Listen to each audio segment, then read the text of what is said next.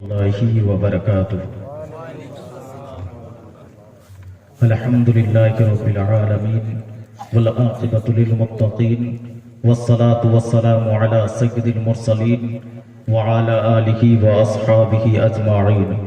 أما بعد فأعوذ بالله من الشيطان الرجيم.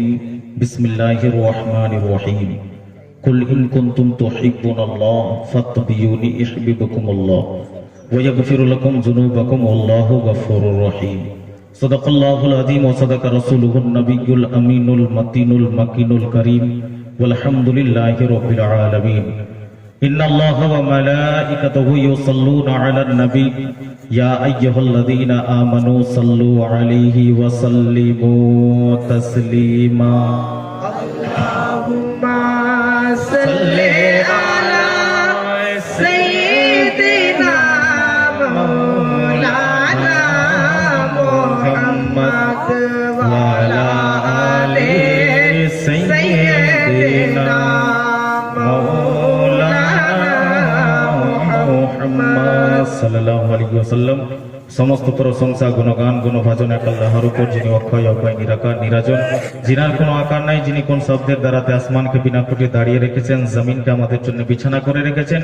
সে আল্লাহ রাব্বুল আলামিনের প্রতি সকলে মিলে উচ্চস্বরীয় ভক্তি ভরে প্রাণ খুলে একবার শুকরিয়া আদায় করুন, বলুন আলহামদুলিল্লাহি রাব্বিল আলামিন। তারপরে পরে ধর্মের গুরু আকাই নামদার মধ্যে তাজদার আহমদী মুজতবা মুহাম্মদ মুস্তাফা সাল্লাল্লাহু তাআলা আলাইহি ওয়াসাল্লামের দরবারে শত শত হাজার হাজার লক্ষ লক্ষ কোটি কোটি দরুদ অবতীর্ণ হোক, সকলে বলুন আল্লাহুম্মা আমিন। আপনাদের সম্মুখে আমি কোরআন হতে আয়াত তেলাওয়াত করেছি, কুল ইন কুনতুম তুহিব্বুনাল্লাহ ফাত্তাবিউনি ইউহিব্বুকুমুল্লাহ।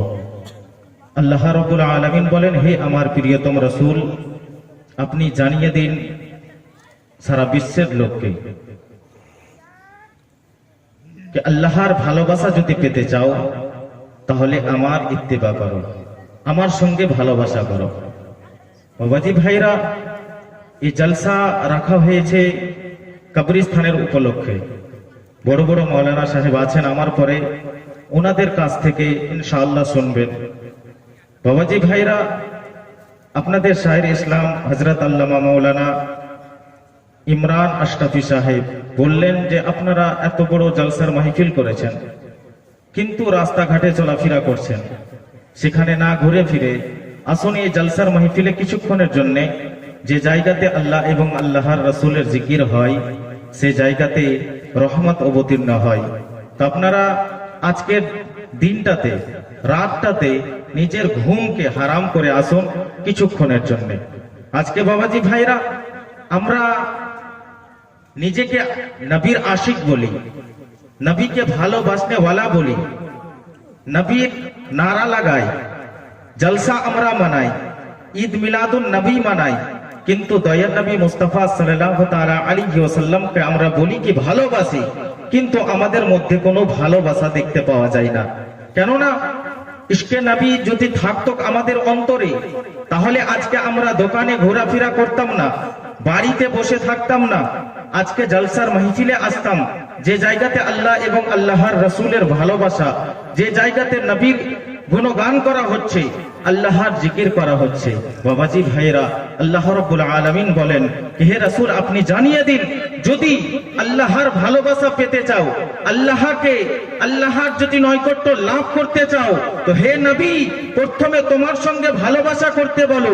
যদি তোমার সঙ্গে ভালোবাসা করে তাহলে আমি আল্লাহ তার সঙ্গে ভালোবাসা হবে। জোরে বলুন সুবহানাল্লাহ। বাবাজি ভাইরা, নবী করিম সাল্লাল্লাহু তাআলা আলাইহি ওয়াসাল্লামকে কতটা সাহাবায়ে ইকরাম ভালোবেসেছেন।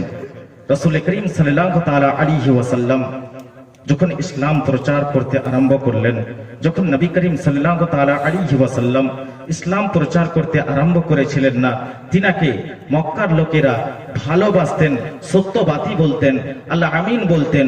যখন দয়ার নবী মুস্তাফা সাল্লাল্লাহু তাআলা আলাইহি ওয়াসাল্লাম যখন ইসলাম প্রচার করতে লাগলেন, তাদের নজরে খারাপ হয়ে গেলেন যে আমাদের দিনকে মিথ্যা বলছে, মূর্তি পূজা করতে বন্ধ করতে বলছেন। তো রাসূল করিম সাল্লাল্লাহু তাআলা আলাইহি ওয়াসাল্লাম এই গমজুদাকে নিয়ে এক পাহাড়ের উপরে দাঁড়িয়ে বসে আছেন।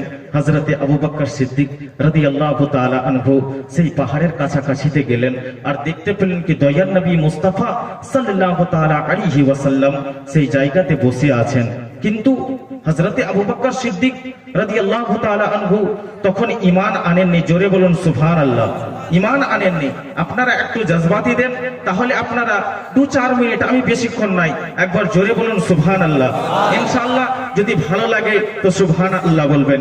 হযরতে আবু বকর সিদ্দিক রাদিয়াল্লাহু তাআলা আনহু তখন ঈমান আনেননি।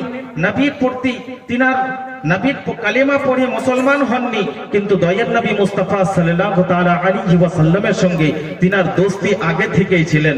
বাবাজি ভাইরা, হযরতে আবু বকর সিদ্দিক রাদিয়াল্লাহু তাআলা আনহু দেখতে লাগলেন যে দয়ার নবী মুস্তাফা সাল্লাল্লাহু তাআলা আলাইহি ওয়াসাল্লাম পাহাড়ের উপরে বসে আছেন, আর তিনি নিজের পা মোবারকখানাকে আগে বাড়াচ্ছেন, আবার পিছনে করছেন, আগে বাড়াচ্ছেন, আবার পিছনে করছেন। হযরতে আবু বকর সিদ্দিক বারবার দেখতে লাগলেন, একবার সূর্যের দিকে দেখছেন, একবার দয়ার নবীর কদম মোবারকের দিকে দেখছেন, বারবার দেখতে আছেন সূর্যের দিকে, দয়ার নবীর কদমের দিকে বারবার দেখতে আছেন। আর তিনি চিন্তা ভাবনা করছেন যে দয়ার নবী মুস্তাফা সাল্লাল্লাহু তাআলা আলাইহি ওয়াসাল্লামের পা মোবারক সূর্যের আলোতে আলোকিত হয়েছে, না দয়ার নবীর নূরের তাজাল্লিতে সূর্য আলোকিত হয়েছে। বারবার দেখার পরে আবু বকর সিদ্দিক বলছেন যে আমার দিল থেকে গওয়াহি দিচ্ছে যে সূর্যের আলোতে আমার নবীর পা চমকায়নি, আমার নবীর নূরে সূর্য আলোকিত হয়ে আছে। বুঝতে পারছেন কিনা? একবার জোরে বলুন সুবহানাল্লাহ। হযরতে আবু বকর সিদ্দিক রাদিয়াল্লাহু তাআলা আনহু আস্তে আস্তে পাহাড়ের দিকে এগিয়ে যেতে লাগলেন। দয়ার নবী মুস্তাফা সাল্লাল্লাহু তাআলা আলাইহি ওয়াসাল্লাম আবু বকর সিদ্দিককে দেখে দাঁড়িয়ে গেলেন। জোরে বলুন সুবহানাল্লাহ। কি নবী উম্মতির জন্য দয়ার নবী মুস্তাফা সাল্লাল্লাহু তাআলা আলাইহি ওয়াসাল্লাম দাঁড়িয়ে গেলেন। দাঁড়িয়ে আবু বকর সিদ্দিকের কাছাকাছি আসলেন।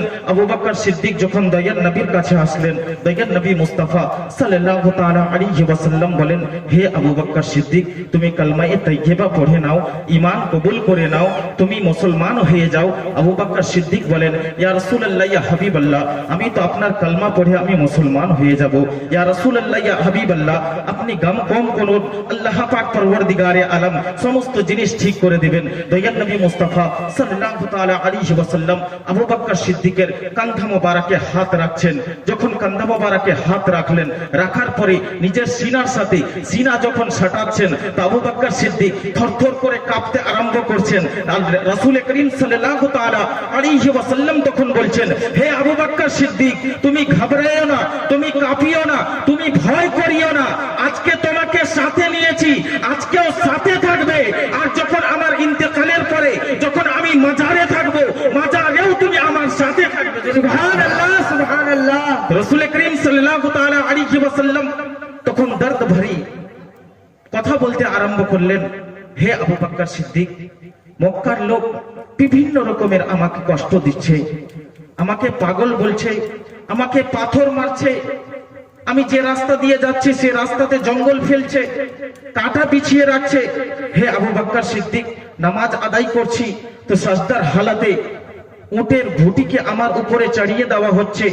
হে আবু বকর সিদ্দিক, আল্লাহর হুকুম হবে, আর সেই হুকুমে আমি মক্কা ছেড়ে মদিনা হিজরত করব। জোরে বলুন সুবহানাল্লাহ। তো আবু বকর সিদ্দিককে বলছেন, হে আবু বকর সিদ্দিক, আমি মক্কা ছেড়ে মদিনার হিজরত করব, সে সময়টা হবে রাতের বেলা।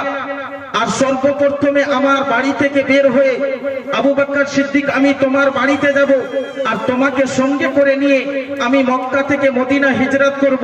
বাবাজি ভাইরা, রাসূল করিম সাল্লাল্লাহু তাআলা আলাইহি ওয়াসাল্লাম যেই দিন বললেন, সেই দিন থেকে 1 বছর পর হিজরত হননি, 2 বছর পর হিজরত হননি, 3 বছর পর হিজরত হয়নি, 4 বছর পর হিজরত হয়নি, 5 বছর পর হিজরত হয়নি, 6 বছর পর হিজরত হয়নি, 7 বছর পর হিজরত হয়নি, 10 বছর পর হিজরত হয়নি, 13 বছর পরে হিজরত হলো। হিজরতের হুকুম হলো। আল্লাহ রাব্বুল আলামিনের নবী দয়ার নবী সাল্লাল্লাহু আলাইহি ওয়াসাল্লাম নিজের হুজরা মোবারক থেকে বের হচ্ছেন। চারদিকে দুশমনেরা ঘিরে আছে, তো দয়ার নবীকে দেখতে পেলে মারতে হবে, তারা চতুর্দিক থেকে ঘিরে আছে। দয়ার নবী মুস্তাফা সাল্লাল্লাহু তাআলা আলাইহি ওয়াসাল্লাম বের হলেন, নিজের জুব্বা মোবারকটাকে সামটিয়ে নিলেন, নিজের পায়ের আহাতকে আস্তে আস্তে ফেলতে আরম্ভ করলেন, নিজের শ্বাস প্রশ্বাসকে নিজের কন্ট্রোলে করে নিলেন, আস্তে আস্তে করে মক্কার গলিতে চলতে আরম্ভ করলেন, যাতে কোনো দুশমনে যদি কোনো আওয়াজ না পায়। এরকম চলতে চলতে আবু বকর সিদ্দিকের দরজাতে হাজির হলেন। বাবাজি ভাইরা, যখন দরজাতে হাজির হয়েছেন, আবু বকর সিদ্দিক দরজা খুলে দিয়েছেন।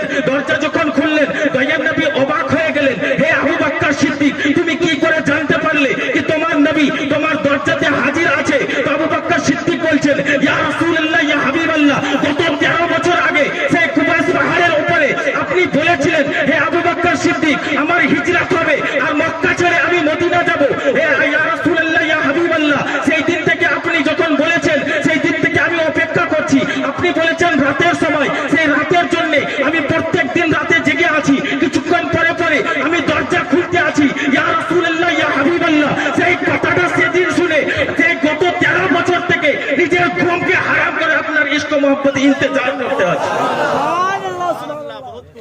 বাবাজি ভাইরা, এর নাম হচ্ছে ইশক মহব্বত। কিন্তু বাবাজি ভাইরা, আপনারা কিছু সময়ের জন্য নিজের ঘুমকে হারাম করতে পারবেন না। আবু বকর সিদ্দিক গত 13 বছর নবীর ইশক মহব্বতে নিজের ঘুমকে হারাম করে নবীর অপেক্ষাতে আছেন যে আমার নবী আসবেন, দাঁড়িয়ে থাকবেন, তিনি পরেশান হবেন। তো বাবাজি ভাইরা, কি রকম মহব্বত করছেন, কি রকম নবীকে ভালোবাসছেন, যে নবীকে ভালোবাসি আমরা বলছি মুখে, কিন্তু অন্তরের মধ্যে ভালোবাসা নাই। বাবাজি ভাইরা, হয়তো সময়ও অনেক কাছে এসেছে, তো আমি আর বেশি কিছু বলতে চাই না। আল্লাহ পাক পরওয়ারদিগারে আলমের বান্দা নবী করিম সাল্লাল্লাহু তাআলা আলাইহি ওয়াসাল্লামকে মাননে वालाরা, আপনাদেরকে বলি একটাই কথা, কি সময় আমাদের অতিবাহিত হতে আছে, মিনিট পার হচ্ছে, ঘন্টা পার হচ্ছে, দিন পার হচ্ছে, বছর যত পার হচ্ছে ততই আমরা মরণের দিকে এগিয়ে আসছি।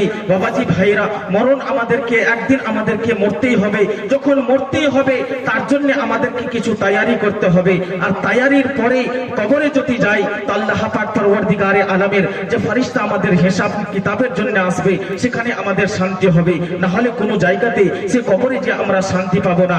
আজকে আমরা নিজের বাড়িকে কত সুন্দর করে তৈরি করে রাখি, যে জায়গাতে যদি গরমের দিন হয় সেখানে এসি ফিট করি, সেই জায়গাতে যদি আমাদের মশা কাটে তাহলে সেখানে মচ্ছরদানি দিই, যেটাকে আমরা মশাহারি বলে থাকি। না হলে গুড নাইট, অনেক রকমের জিনিস ব্যবহার করি যাতে মশাকে সেই জায়গা থেকে তাড়ানো যায়। কিন্তু বাবাজি ভাইরা, একবার ভেবে দেখুন, যে কবরটাকে সাপ বিচ্ছুর ঘর বলা হয়েছে, সেই ঘরের জন্য আমরা কি প্রস্তুতি নিয়েছি? সেই ঘরকে যে আমাদেরকে যেতেই হবে, আমাদের বাবা গিয়েছে, দাদা গিয়েছে, আমাকেও যেতে হবে, তো সেই ঘরের জন্য কি তৈয়ারি করেছি? বাবাজি ভাইরা, নবীকে ভালোবাসতে वालाরা, শিক্ষিত মুসলমান, আমার সময়ও শেষ হয়ে গেছে, শিক্ষিত মুসলমান, তো আপনাদেরকে বলি যে আপনারা এখনো পর্যন্ত যিনারা আল্লাহ এবং আল্লাহর রাসূলকে ভালোবাসেন, তিনাদের কাছে অনুরোধ একটাই, কি যিনারা নামাজ আদায় করছেন না, পাঁচওয়াক্ত নামাজ আদায় করুন, নিজের মাতা পিতার জন্য দোয়া খায়র করুন। আল্লাহ পাক পরওয়ারদিগারে আলম আপনাদের সকলকে যেন